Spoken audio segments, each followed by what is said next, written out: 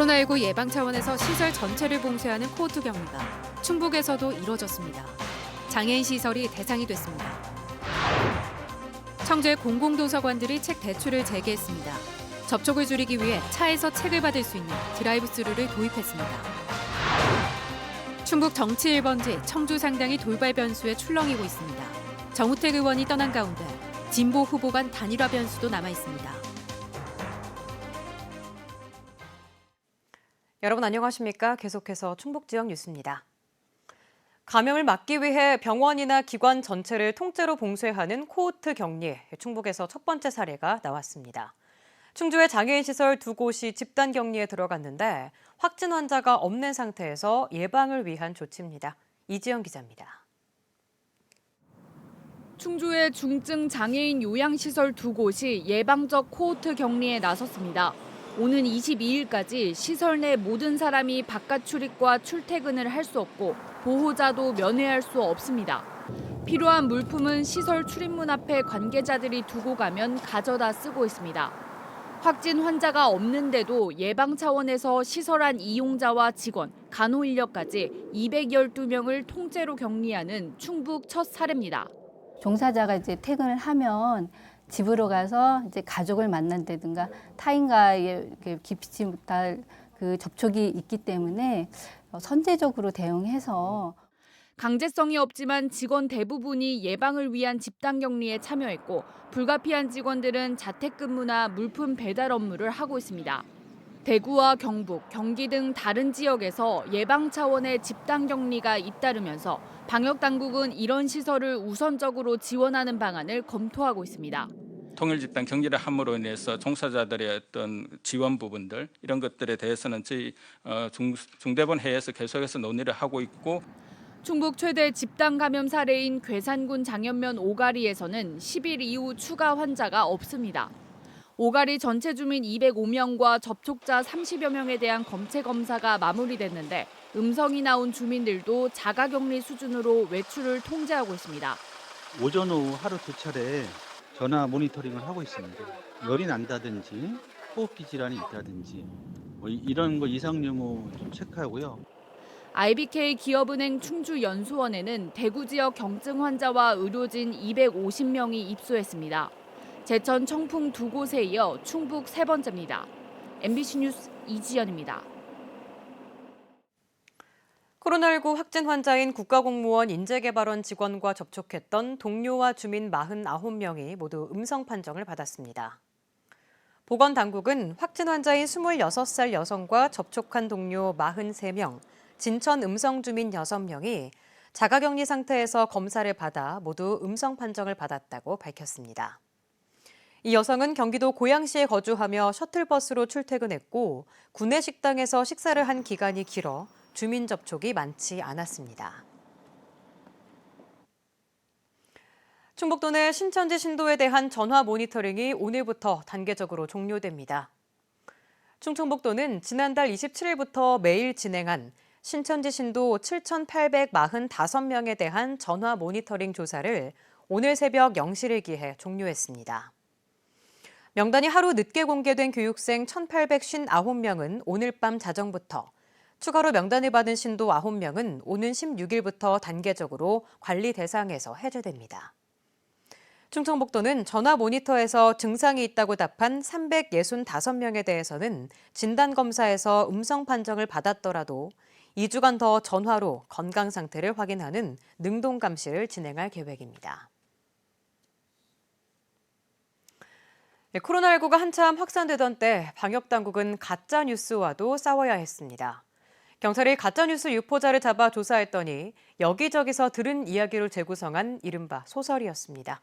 조미애 기자입니다.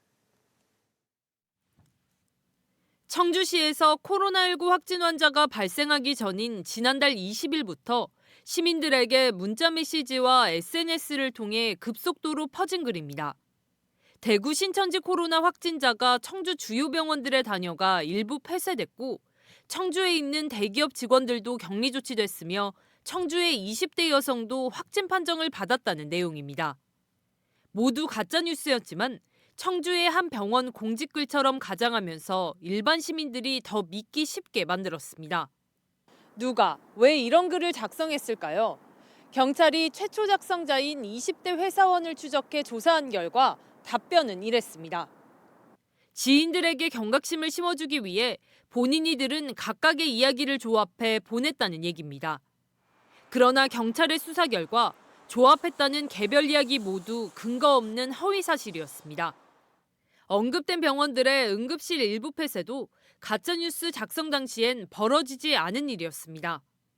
작성자가 지인들과의 채팅방에 올린 글이 2차, 3차 전달되면서 SNS를 통해 2-3시간 만에 청주 전역으로 퍼진 것으로 드러났습니다. 경찰은 이 가짜뉴스 생산자에게 빗발친 문의 전화로 피해를 입은 병원들의 사정을 들어 업무방해 혐의를 적용하기로 했습니다. 허위사실 유포만으론 처벌할 법적 근거가 없기 때문입니다.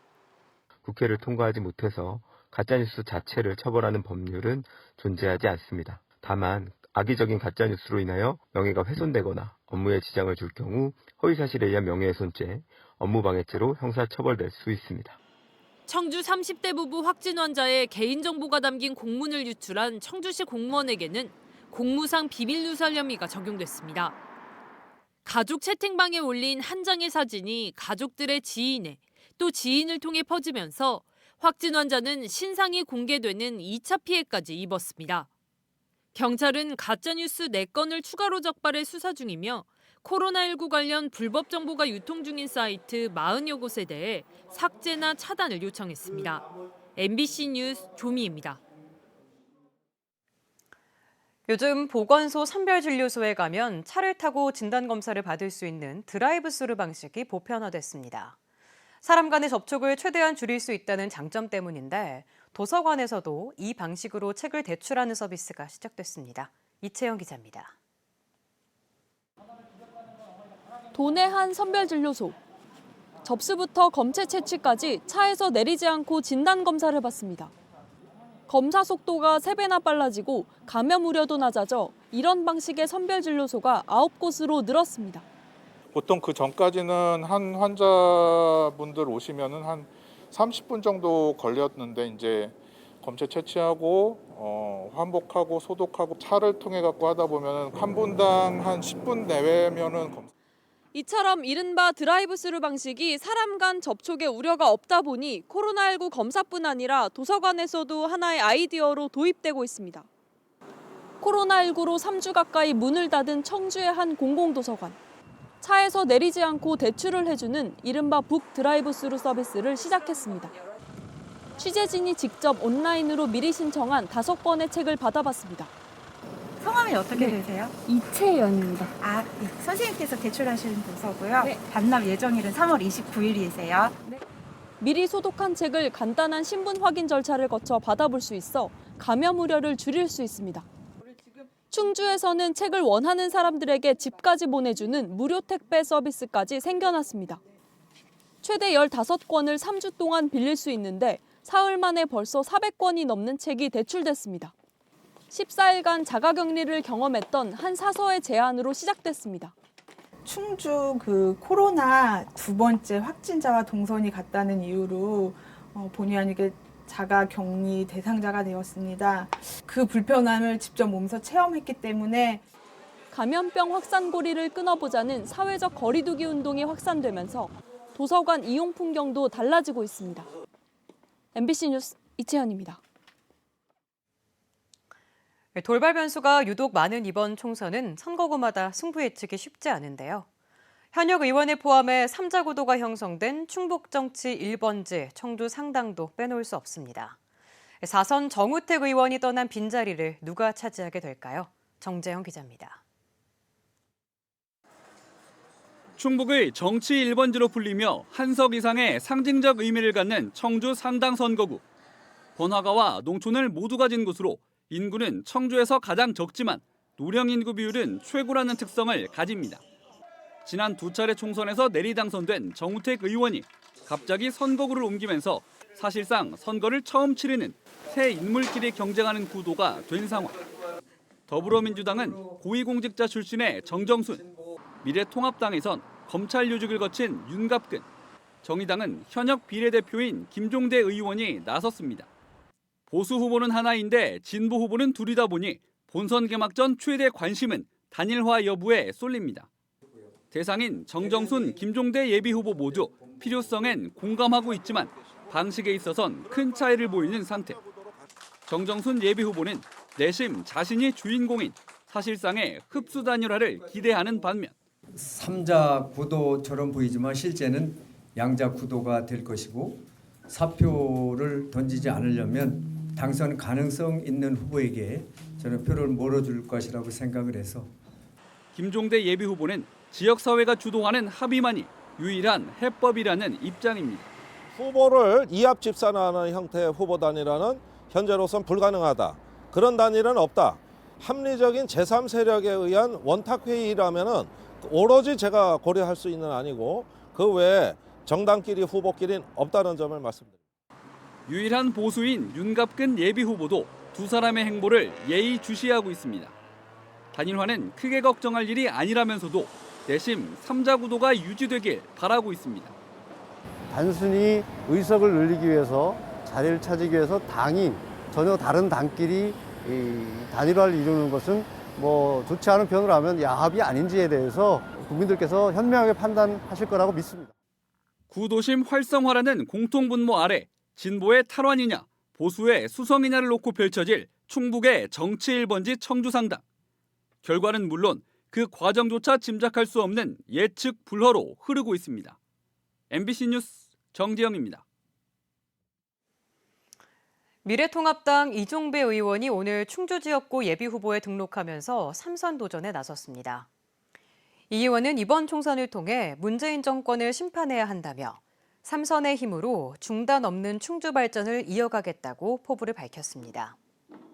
국회 예결위 간사인 이 의원은 오는 18일 공식 출마 선언과 함께 주요 공약을 밝힐 예정입니다.